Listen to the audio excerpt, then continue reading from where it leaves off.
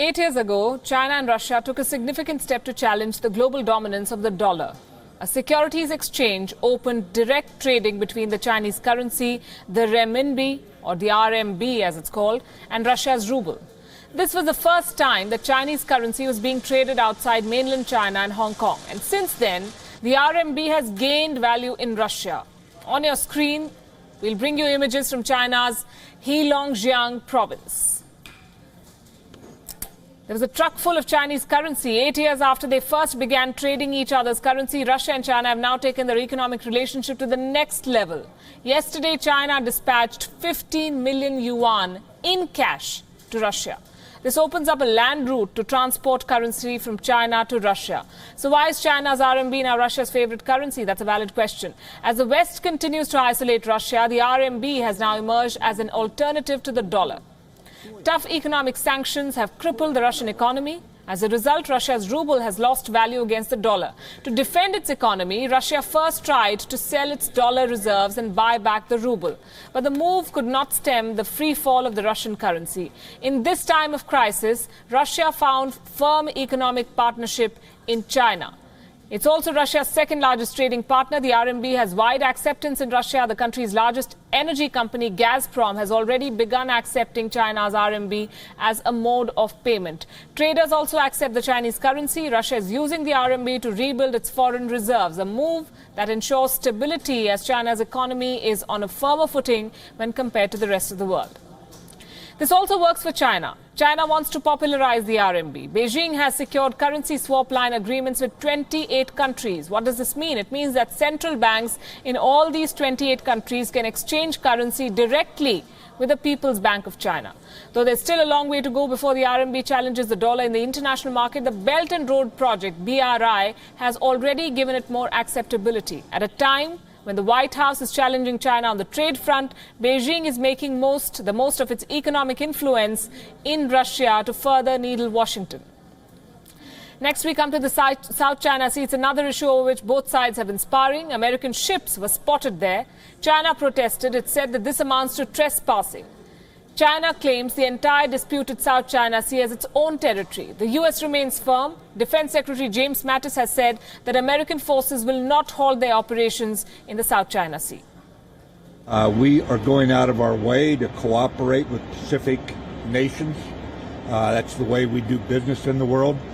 But we are also going to confront what we believe is out of step with international law, out of step with international tribunals that have spoken on the issue. And part of this is we maintain a very transparent military activity out in the Pacific. We don't hide it from anyone. We announce it through public affairs statements. The nations, our partner and our allied nations are very open about it. So when they do things that are opaque to the rest of us, then we cannot cooperate in areas that we would otherwise cooperate in. And while these disputes have been festering, U.S. President Donald Trump has opened another front against China. After stiff tariffs on Chinese goods, the Trump administration now plans to regulate how long Chinese citizens get to stay in America.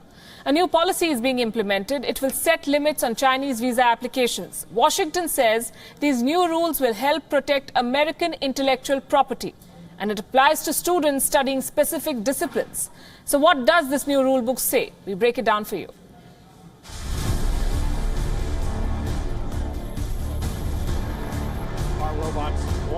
The White House has declared an all-out war against the rise of the dragon. After announcing aggressive tariff on Chinese goods, the Trump administration now plans to impose limits on visas being granted to Chinese citizens.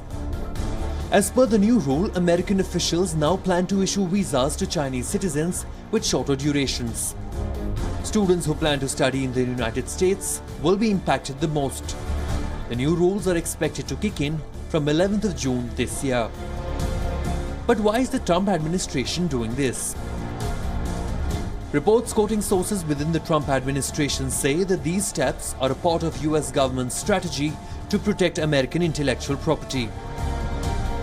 The Chinese are often accused of intellectual property theft by the Americans, and both sides have debated the issue in the past. We will combat the counterfeiting and piracy that destroys American jobs.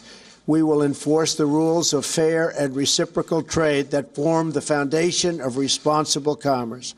And we will protect forgotten Americans who have been left behind by a global trade system that has failed to look, and I mean look, out for their interests. They have not been looking out at all. But the new visa rules can be seen as another flashpoint between Washington and Beijing. Reports say American authorities want to limit visas to Chinese graduate students to 1 year if they are studying in fields like robotics, aviation, and high-tech manufacturing. Chinese citizens seeking jobs as researchers and managers in these fields may now require clearances from multiple US agencies for a visa. Bureau Report, WION.